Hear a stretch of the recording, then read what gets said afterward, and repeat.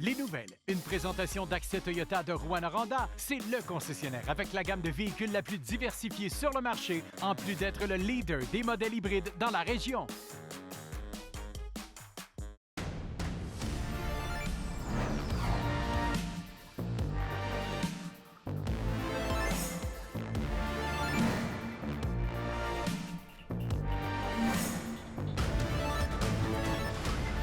Ici Anthony Dallaire et voici vos informations. On débute le bulletin dans le monde judiciaire puisque la policière Stéphanie Dorval voit les chefs d'accusation de voies de fait et de fabrication de preuves tomber. Le juge Marc Ouimette l'a acquitté ce matin au palais de justice d'Amos. On lui reprochait d'avoir agrippé violemment une femme lors d'une altercation en mai 2019. La policière se défendait d'avoir voulu échapper à l'emprise de la dame. Quant au reproche de fabrication de faux documents, le tout était en lien avec l'intervention qui a mené à l'accusation de voies de fait. Et toujours dans les faits divers, une station-service de Sainte-Terre a été ravagée par les flammes hier en fin de journée. Vers 16h30, les pompiers se sont dépêchés au Petro-Canada sur la 10e avenue, et ce, avant même l'appel du 911, puisqu'ils ont aperçu de l'épaisse fumée. Et après 3 heures d'intervention, l'incendie a finalement été maîtrisé et le lieu sécurisé. L'épicerie IGA ainsi qu'un logement à proximité de la station-service ont été évacués de façon préventive. Le bâtiment est considéré comme étant une perte totale. Il faut dire que c'était le deuxième brasier qui s'est déclenché à Sainte-Terre hier, alors que plus tôt dans l'après-midi, vers 14h30, les services incendies sont aussi intervenus pour un garage en flammes. Et coup de tonnerre au Témiscamingue. Ils étaient plus de 200 citoyens présents hier soir à Notre-Dame-du-Nord pour une rencontre spéciale au sujet du déménagement d'El Rodeo à Mattawa, en Ontario. Soirée qui s'est finalement soldée par une grande annonce qui aura surpris tout le monde. Alexandre Cabana était sur place. C'est pas une guerre de clocher. J'ai essayé de le garder à Notre-Dame-du-Nord, j'ai pas été capable. On n'a pas les sous. La municipalité de Lorrainville est prête à l'accueillir. J'accueille le maire de Lorrainville. La municipalité de Lorrainville lève finalement la main et se porte volontaire pour accueillir un futur rodéo du camion du Témiscamingue. Une annonce qui découle de négociations de dernière minute. Il y a une gang de crinqués du rodéo qui étaient bénévoles au rodéo. On a communiqué ensemble, on s'est rencontrés dimanche matin, on a été visiter les sites, tout ça. Les gars, ils ont dit « Wow, là, c'est un engrenage qui part. Il n'y aura pas de course en 2025 parce qu'on ne sera pas prêt. » Somme toute, c'est une claque au visage pour le comité organisateur d'El Rodeo qui n'était pas du tout au courant de cette annonce. L'Assemblée citoyenne organisée jeudi soir avait pour but de poser les vraies questions et d'obtenir les vraies réponses par rapport au déménagement d'El Rodeo à Mattawa, en Ontario. Non, je ne vais pas fermer le rodéo, mesdames et messieurs. Je veux qu'il continue, je veux qu'il marche d'avant, mais je veux qu'il soit sécuritaire pour le public et je veux avoir un public heureux quand ils viennent au rodéo du camion. On va faire un rodéo du camion du Témiscamingue. Yes, ça aurait été le fun, s'il vous plaît, d'être capable d'en arriver là, tu sais. Mais là, vous me mettez devant le fait accompli, puis, mais là, Caroline, oui, mais...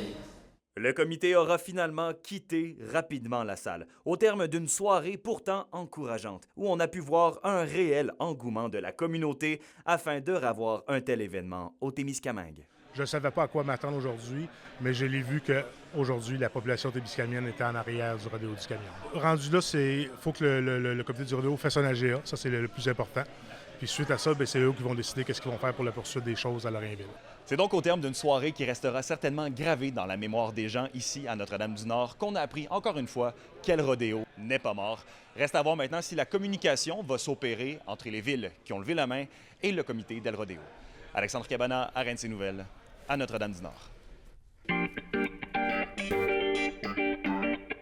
Au culturel, connaissez-vous bien vos musées? Eh bien, c'est la question que je me suis posée cet été. Je me suis donc baladé dans la région pour dénicher des établissements culturels insolites. Entre manque de financement, manque de visibilité et position géographique atypique, plusieurs d'entre eux sont sur une corde raide. Je vous propose donc une série de 2 reportages présentés aujourd'hui et vendredi prochain pour vous parler de la résilience de ces endroits uniques. Pour le premier musée, on se déplace dans le petit village de La Ferté pour découvrir le musée du souvenir.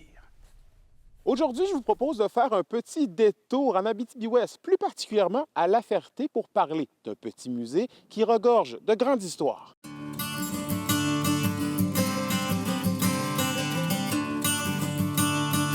Depuis 2009, Michel Gauthier et Noëlla Champagne sont les gardiens des souvenirs et du patrimoine religieux de La Ferté. On a tout près de 800 photos. Ça a pris un an, un peu plus, là, à tout ramasser puis archiver. C'est l'histoire des gens qui ont fondé La Ferté à partir de l'EH, le Boxa, puis le petit bagage qui ont arrivé sur le train. Ça, c'est les sœurs qui ont habité ici, qui ont été ordonnées sœurs.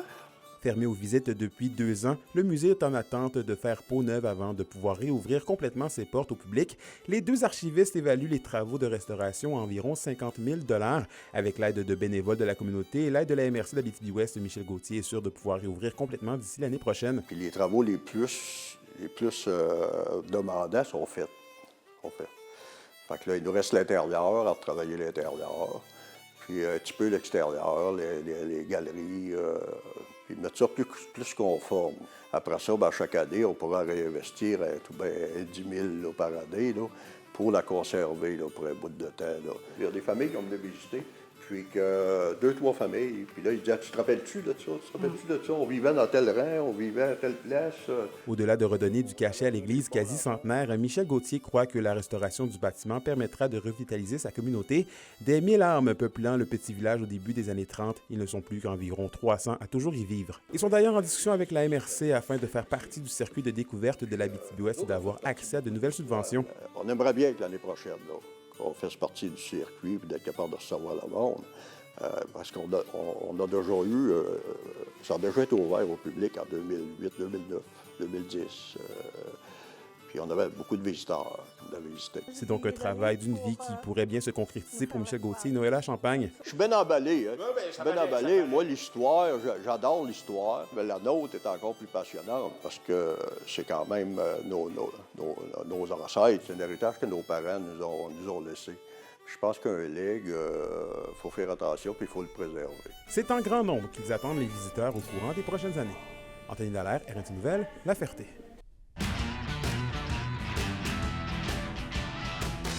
Et au sport, les Huskies et les Foreurs disputent ce soir leur premier match de cette nouvelle saison de la Ligue de hockey junior Maritime Québec. Et pour l'occasion, la meute est de passage à Gatineau ce soir pour affronter les Olympiques avant de se rendre à Blainville-Boisbriand le lendemain pour y affronter l'Armada. De leur côté, les Foreurs de Val-d'Or s'arrêtent à Victoriaville ce soir, puis à Sherbrooke demain. Et d'ailleurs, parlant du Warrior, ils ont aussi confirmé ce matin avoir échangé leur premier choix au dernier repêchage européen, Matiev Gridin, au Cataractes de Shawinigan, en retour de défenseur russe, format géant de 6 pieds 5 pouces, Édouard Bondard, et d'un choix de 3e ronde.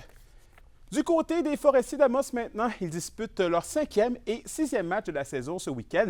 Les hommes de Jean-Daniel Charon reçoivent les Lions de Lac-Saint-Louis au complexe sportif des Jardins ce soir et demain dans le cadre d'un programme double. Les Forestiers cherchent à renouer avec la victoire puisqu'ils ont remporté qu'un de leurs 4 matchs depuis le début de la saison.